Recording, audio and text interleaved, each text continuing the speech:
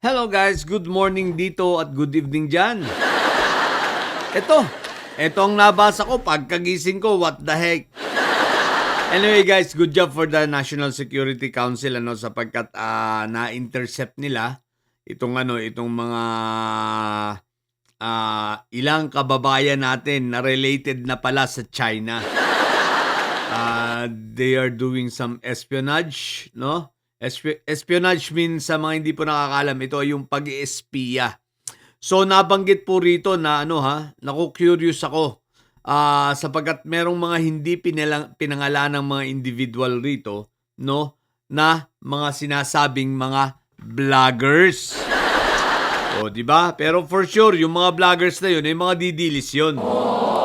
Syempre naman, sino pa ba magbibigay ng mga datos, 'di ba? Sino pa ba naman ang mag-feed ng mga datos, kukuha ng mga datos at ipapadala sa China? Di syempre mga didilis lang 'yan, 'di ba? Ang rito, ang medyo nakakaalarma talaga rito nahuli nila nasa loob na ng yung iba naging empleyado na at sumawsaw na sa Coast Guard, sa ating National Defense, what the heck. So, eto buti na lang at nabuko na nga. So, sila ngayon ay under investigation at ang sabi naman ng National Security Council ang mga taong ito ay nagko-cooperate sa kanilang sa investigasyon. Pero yun nga, eto ang naku-curious ako guys. Bagamat sigurado tayo na mga didilis vloggers yung binabanggit rito ng National Security Council ng mga vloggers, ang tanong lang natin ay sino? So, hindi ko pa natatanong kay Puting Kabayo dahil hindi ko pa siya nakakausap ulit. So, aalamin ko kay Puting Kabayo kung may alam siya, kung may narinig ba siya o may nabanggit o may naradar sa kung sinong vlogger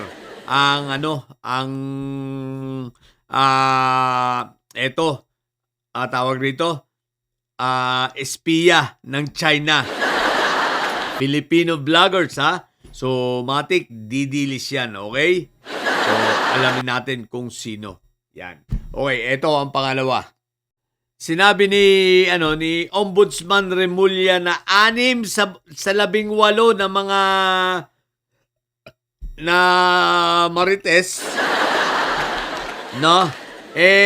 may kasong murder. What the heck? Pero ibig sabihin, may kasong murder, bakit sila nakalaya? Naka-bail? Usually, ang murder, alam ko, no bail So, maaaring naka-bail or hindi pa na-aresto. Pero I doubt kung hindi pa ito na-aresto, di pina-aresto na ito ni Ombudsman. O baka nagtatago na, di ba ga? Kasi parang yung lumabas doon sa huling press ko nila, parang kulang ko, konti Hindi buo yung 18.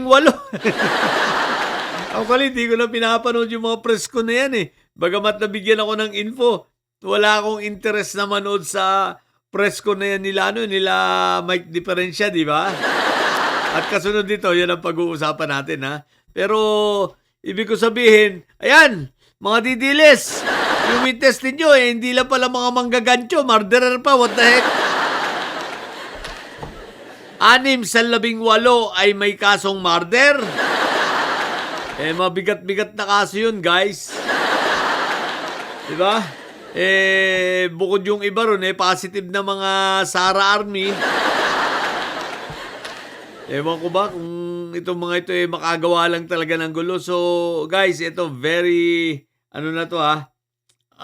garapala na talagang itong mga ito, nandyan, hindi naman, wala mga katotohanan pinagsasabi at garapal na talagang para siraan ang gobyerno dahil sa bayad sa kanila.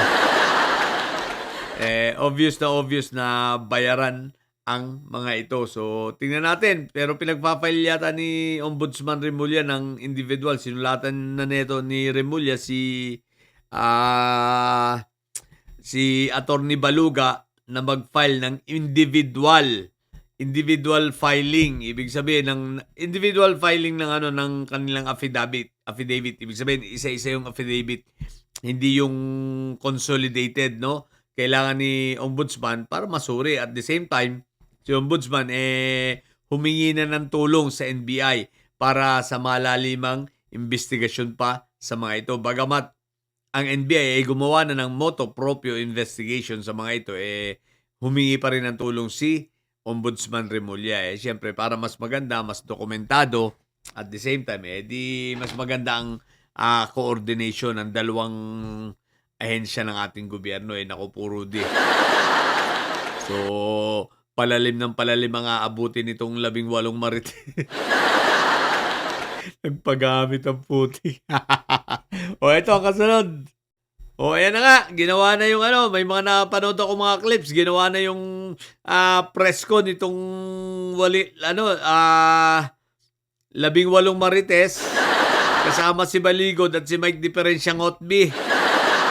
So, lumabas yung pagiging bingot nito ni Mike Diferensya. yung pagiging iyakin, guys. So, sa press ko na ito, nag-iiyak si Mike Diferensya. Bakit daw ang ididemanda itong mga nagbubunyag raw ng katotohanan? Teka lang. Paano naging katotohanan ng sabi-sabi nyo lang? Porque sinabi nyo katotohanan na? What the heck? Ikaw pa may history ka ng kasinungalingan, Mike Diferensya. May history ka ni Mawanay, di ba? Ano ngayon sasabihin mo? May history ka na sinabi mo nung una, hindi mo kilala si Gutesa at hindi mo tinulungan.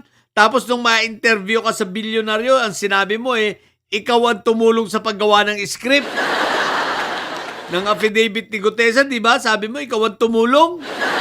Tapos nung una pero nung una tinatanggi mo.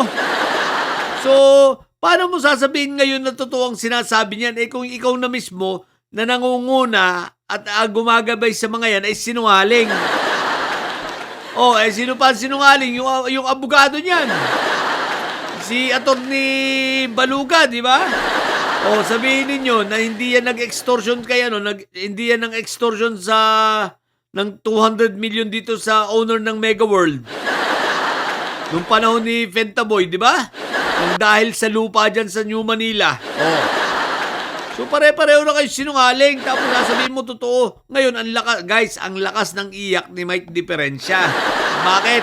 Siyempre, nalaman na niya na idinimanda siya kasama ni Atty. Baluga, kasama itong 18 marites, no? Ni Senator Trillanes at ni Secretary Anyo.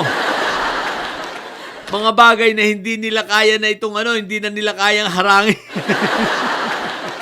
At sigurado ako na ito ay magtutuloy-tuloy, no? Dahil mabibigat ang akusasyon nito at punong-puno ng ebidensya. Isipin mo sa press con pa. So, ang lakas ng iyak ni Mike Diferensya. Yung pala naman, gagawa-gawa ka ng ganyan, takot ka pala. Palibasa, yung mga nakarang administrasyon, hindi ka pinansin, pinabayaan ka lang sa kagaguhan mo. Ngayon, tingnan natin. So, umiiyak na ito at umaaray si Mike Diferensya. What the heck? So, ilan muna guys ha. Sa mga bobong ditilis dyan at may sayad na ang tatay nyo ay karton, manatili kayo mga bobo at may sayad. Sapagat ang may sayad ay laging high blood. Bye!